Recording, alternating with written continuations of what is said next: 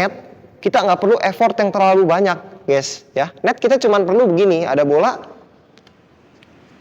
ya, cuman ditempel, ya nggak. Bola udah kenceng ke kita, kita cuma tadahin.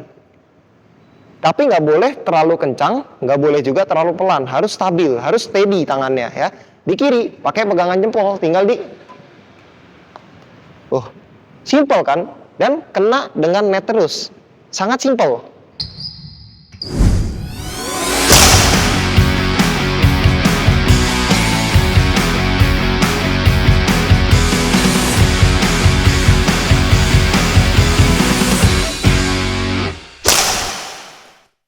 Halo guys, welcome back to my channel. Dan hari ini gue mau tutorial atau ngajarin kalian bagaimana buat cara netting. Lebih ke tips sih sebenarnya, gimana caranya supaya netting itu bisa tipis. Sebelum gue masuk ke tekniknya, ini muka gue udah ketutup jaring-jaring nih. Jadi kalian udah tau lah kalau abis ini gue mau ngapain. Tapi sebelum itu, gue mau kasih tahu dulu nih, kenapa kok teman-teman nettingnya itu masih suka tanggung, ya. Biasa yang terjadi pada saat netting itu ada beberapa hal yang terjadi dan ngebuat netting kita itu menjadi tanggung. Yang pertama, pegang raketnya kencang, ya. Jadi untuk netting sendiri kita nggak boleh kencang-kencang banget, tapi nggak boleh lemah-lemah banget, ya. Jadi harus halus, tapi juga harus ngepapan, istilahnya ngepapan tuh. Jadi ngomongnya gimana ya? A few moments later. Jadi ngepapan itu adalah stabil ya guys. Karena kalau kalian goyang nettingnya, otomatis bolanya juga bakal tinggi. Dan gue udah pernah tutor juga dulu itu mengenai net. Ya, gue pernah tutor dulu mengenai netting forehand dan netting backhand. Kalian juga bisa lihat video gue sebelumnya dan video tips yang ini.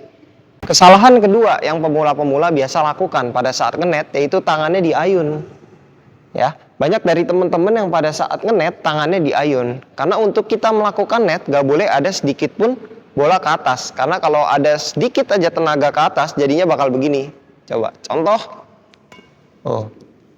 Ya, karena senar kita ini udah kenceng ya guys, udah mantul. Dan bola itu turun ke bawah udah ada gravitasi. Jadi kalian udah gak perlu pukul lagi. Kita masuk ke tipsnya. Dari yang tadi gue udah bilang dengan gravitasi dan senar yang mantul, sebenarnya net kita nggak perlu effort yang terlalu banyak, guys. Ya, net kita cuma perlu begini, ada bola, ya, cuman ditempel, ya nggak. Bola udah kenceng ke kita, kita cuma tadahin. Tapi nggak boleh terlalu kencang, nggak boleh juga terlalu pelan, harus stabil, harus steady tangannya, ya. Di kiri, pakai pegangan jempol, tinggal di, simple kan? Dan kena dengan net terus, sangat simple. Ada lagi nih yang bertanya di kolom komentar, Coach, saya udah ikutin semua tutorial Coach, apalagi netting. Saya udah pelajari, saya udah tahu teorinya. Tapi kenapa kalau praktek kok saya nggak pernah bisa-bisa? Ada dua hal biasanya yang terjadi, kenapa netting nggak pernah bisa-bisa meskipun udah tahu tekniknya. Yang pertama, karena berbeda sekali ya, netting dengan diam seperti saya tadi, dengan netting yang kalian harus sambil jalan. Ya, harus sambil footwork. Jadi kenapa netting kalian tetap tanggung meskipun sudah menguasai tekniknya? Mungkin footwork kalian belum bagus, ya. Jadi buat temen-temen yang footworknya belum bagus, apalagi di bola depan, bisa langsung nonton tutorial footwork gua, ya. Jadi kita tutor di YouTube itu semuanya nyambung guys, satu kesatuan. Yang susah dari netting pada saat berlari atau pada saat jalan itu adalah sinkronisasinya, dimana kalian harus cepat ngambilnya karena bola harus diambil di atas kalau netting. Tapi tangan kalian tetap halus. Biasa orang kalau udah kenceng larinya, tangannya menjadi kasar. Lalu kalau kalian udah kuasai tekniknya, udah kuasai footworknya, tapi nettingnya selalu tanggung, ada masalah apa lagi tuh? Ada masalah mental, ya. Kenapa seperti itu? Karena netting itu biasanya, terutama untuk double ya. Kalau single masih nggak terlalu gimana, karena kalau single lawannya kan jauh. Kalau double, biasa kita mau netting itu dijagain sama musuh. Makanya kita jadi takut-takut pada saat pengen netting, ujung-ujungnya kita jadi ngangkat.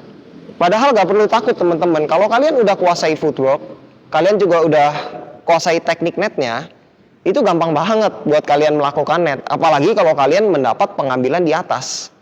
Ya, jadi kapan kita harus mengenet dan kapan kita harus angkat bola? Seperti ini. Kalau kita berhasil mendapatkan bola dapat di atas ini di net aja. Ya, tapi kalau kita tidak berhasil di sini, wah udah tinggal ini diangkat. Karena berbahaya sekali kalau kita di sini masih mau melakukan net. Chance-nya bukan tidak bisa melakukan net dari bawah, tapi chance-nya atau rate-nya lebih kecil daripada kalian melakukan net di sini. Karena begitu kita melakukan net di bawah, musuh tuh udah jaga badannya di atas, langsung didorong. Ujung-ujungnya dari posisi kita yang begini, netting ke atas, musuh dorong kita kelabakan. Tapi kalau kita posisinya steady dan dapat net di atas, coba yang kiri, dapat net di sini, set. Ya, wah sekali lagi deh biar nggak ngangkut. Hup. Ya, dapat net di situ, ini posisi kita steady, stabil. Musuh ngambil di bawah, kita tinggal mundur, lalu smash. Nah, kenapa netting ini sangat penting? Karena netting ini fungsinya buat membuka serangan. Seperti tadi yang gue bilang, sehabis netting, mundur, smash. Makanya kalau teman-teman kalah di netting, itu udah bisa dipastikan atau otomatis teman-teman saat bermain bulu tangkis diserang terus. Ini kalau gua tutorial netting tempel begini pasti pada tanya nih, coach saya udah netting tempel tapi malah bolanya jadi nyangkut, kalau nggak diayun nggak bisa masuk. Nah itu jawabannya tergantung posisinya ya. Jadi netting itu kan bisa macam-macam, bisa netting silang, bisa kalian netting pancing, bisa juga kalian netting kedut, bisa macam-macam tergantung posisinya. Ya, simpelnya seperti itu ditempel. Tapi kalau kalian posisinya di sini, ini udah bukan netting, ini masuknya ke placing. Contoh, kalian di sini ini masuknya ke placing. Tuh ya. Kalau misalkan bola di sini kalian paksa netting, bola di jauh sini kalian paksa netting, nah, jadinya ya tanggung. Kalau bolanya posisinya nggak terlalu dekat dari net kayak gini nih, terus kalian netting tempel gini doang ya jelas nggak masuk. Ya, kalau udah jauh di sini itu masuknya lebih ke placing ya. Kalau kalian udah masuknya di sini itu lebih ke placing. Contoh, ini diginiin, ya enggak?